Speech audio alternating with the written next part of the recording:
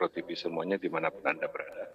Selamat pagi, terima kasih sudah bergabung bersama dalam Metro Pagi Prime Time, Pak YK. Kalau kita melihat dengan adanya Perpres ini, sudah ada berapa banyak aduan dari masyarakat terkait dengan Perpres Miras ini? Baik, terima kasih Mas. Kami baru dilantik tanggal 22 Februari kemarin, jadi per hari ini baru kurang lebih 8 hari kerja. Sampai sekarang belum ada aduan terkait Perpres ini, Mas. Kami sedang memantau bagaimana aduan di lapangan, namun sampai saat ini belum ada aduan. Baik, belum ada aduan yang muncul sampai dengan saat ini. Kemudian bagaimana sikap dan rekomendasi dari Ombudsman jika kita katakan kemudian sudah ada aduan-aduan dari masyarakat yang muncul ataupun kekhawatiran dari masyarakat? Oke, begini Mas. Ombudsman ini paling tidak bekerja secara general itu di dua sisi. Pertama, kita menangani laporan. Yang kedua, kita mencegah perbuatan maladministrasi. Tidak adanya laporan bukan berarti bahwa kami tidak boleh bergerak, karena di situ di dalam kewenangan sesuai dengan undang-undang yang berlaku dan peraturan yang ada, bahwa kami juga berhak untuk melakukan investigasi atas prakarsa mandiri terhadap persoalan-persoalan yang menjadi polemik di hadapan publik. Tentunya untuk sampai ke sana ada tahapannya. Jadi kalau sampai saat ini misalnya rekomendasi kami ya tentunya belum ada gitu kan, karena belum ada aduan dan kami juga belum melakukan investigasi sendiri. Akan tetapi kalau kita melihat polemik impor ini, maka beberapa fakta yang harusnya menjadi pertimbangan ataupun yang harus diketahui publik secara komprehensif. Pertama, sebetulnya perdagangan miras ini sudah ada, itu dulu. Jadi dari paling tidak dalam 5 tahun terakhir ini, itu perdagangan miras ini volumenya itu rata-rata berkisar antara 8 sampai 13 juta kilo atau 8.000 sampai dengan 13.000 ton dengan nilai hampir sekitar ya 250 miliar lah per tahun, tetapi trennya terus menurun. Oke. Pak YK, kalau kita melihat bahwa ditekannya Perpres ini mengatur kepada 4 wilayah, dengan artinya 4 wilayah ini pun juga akan menjadi fokus utama dari masyarakat, kemudian terkait dengan pelaksanaannya. Nah, apakah terkait dengan 4 wilayah yang kemudian diatur melalui Perpres ini akan ada langkah antisipasi, katakanlah untuk kemudian perwakilan dari Ombudsman yang akan kemudian mewadahi jika adanya aduan-aduan dari 4 wilayah masyarakat ini? Oke, begini. Pertama yang kami ingin sampaikan juga bahwa Perpres ini jangan sampai dikonotasikan sebagai Perpres Miras ya. Karena Perpres nomor 10 tahun 2021 ini adalah mengatur tentang bidang usaha penanaman modal. Ada sekitar 378 bidang usaha yang diatur melalui Perpres ini yang merupakan tindak lanjut dari Undang-Undang Cipta Kerja, dan terkait dengan miras ini hanya ada 2 bidang usaha. Jadi 2 bidang usaha dari 378 bidang usaha yang menjadi fokus, tapi ternyata 2 bidang usaha yang kecil ini, yang sedikit ini, yang menjadi perhatian publik. Nah, tentunya di sini karena kami juga tidak mau masuk di dalam ranah politik dan juga tidak mau masuk juga di dalam ranah agama, tugas kami fokus di dalam menjaga pelayanan publik. Nah, Ombudsman memiliki 34 kantor wilayah, dan di 4 wilayah ini semua juga kami memiliki kantor perwakilannya masing-masing.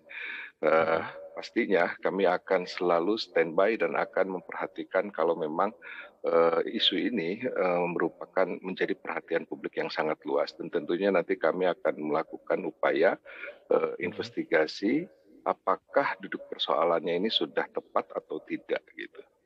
Oke, katakanlah sudah tepat aduan yang masuk sesuai dengan concern bersama.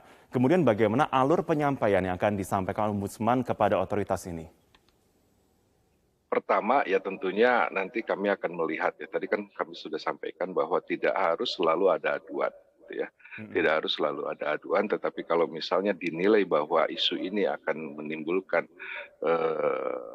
situasi keadaan sosial menjadi semakin tidak tambah baik, maka nampaknya Ombudsman harus segera cepat masuk di sana. Yang pertama tentunya kami akan potret semua regulasi dan semua aturan yang ada yang terkait dengan di sini. Maka kita akan lihat apakah di dalam semua potret-potret regulasi itu, di situ ada bisnis prosesnya, kita petakan bisnis prosesnya dari semua regulasi yang ada, dan kita akan petakan di situ pelayanan publik apa yang kira-kira terganggu. Nah, kalau kita lihat kan keberadaan miras ini karena satu memang eh, berkontribusi terhadap kriminalitas. Akan tetapi kan perlu diuji terlebih lagi, Betul, terlebih berpotensi. perlu diuji lebih dalam lagi.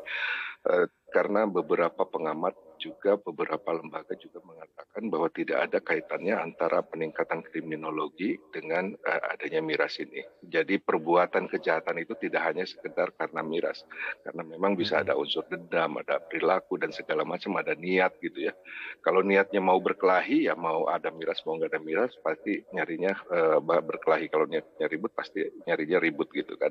Nah tentunya itu harus dilihat. Nah yang paling penting sebetulnya yang paling menarik adalah 4 wilayah ini, apakah ini merupakan ada kajiannya atau merupakan permintaan dari pemerintah provinsi setempat. Nah ini yang sampai saat ini kami belum mendapatkan informasi secara detail, apakah ini sudah merupakan permintaan dari pemerintah setempat. Nah kalau itu sudah menjadi permintaan dari pemerintah setempat, maka sebetulnya ini bukan lagi isu nasional, tetapi isu lokal yang harus didorong dan didudukkan. Apakah permintaan ini merupakan permintaan dari segenap stakeholder masyarakat atau ternyata ini hanya permintaan dari pimpinan daerahnya masing-masing. Baik. Nah kalau Tentunya, ternyata kami melihat bahwa di situ ada pelayanan publik yang terganggu, ya pasti kami akan turun tangan, Pak.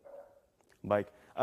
Tentunya pengawasan juga sangat diperlukan dari Ombudsman. Tentunya kita melihat betapa pentingnya juga Ombudsman bisa menjadi wadah jika ada tentunya aduan dari masyarakat ataupun juga sebagainya. Tetapi kalau kita melihat seperti yang Anda sampaikan sebelumnya, persepsi masyarakat ini juga sangat beragam terkait dengan implementasi dari Perpres ini. Bagaimana pengawasan yang tentunya akan disampaikan ataupun dilakukan oleh Ombudsman agar tentunya implementasi ini tidak melenceng dari peraturan yang memang sudah dicanangkan sebelumnya? Ya.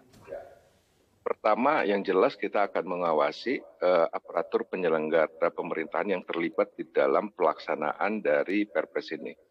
Misalnya di situ ada aparatur pemerintahan daerah, ada kepolisian, aparatur pemerintah daerah tentunya dengan jajarannya sampai ke tingkat bawah, dan kita lihat apakah prosedurnya itu sudah ada atau tidak. Nah kalau sudah ada, nah kita pastikan bahwa prosedur itu bisa dilakukan dan bisa diawasi. Laporannya juga betul-betul bisa terdata dengan baik.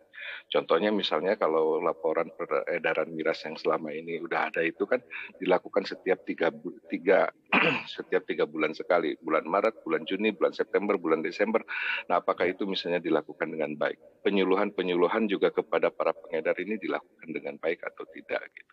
Nah akan tetapi kalau ternyata ini tidak dilakukan dengan baik, maka kami bisa memberikan saran-saran bahkan termasuk untuk melakukan perubahan dari regulasi itu sendiri.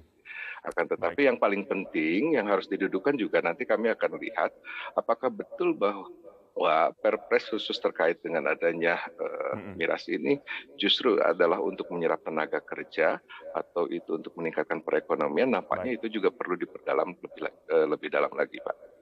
Baik. Terima kasih sudah menyampaikan diskusi kita pada pagi hari ini, JK Hendra Fatika, anggota Ombudsman RI melalui sambungan Zoom. Terima kasih, selamat pagi. Baik, kami akan kembali usai jeda pemirsa dengan informasi lain untuk Anda, di antaranya pasca banjir bandang di 20 Nusa Tenggara Barat, sejumlah warga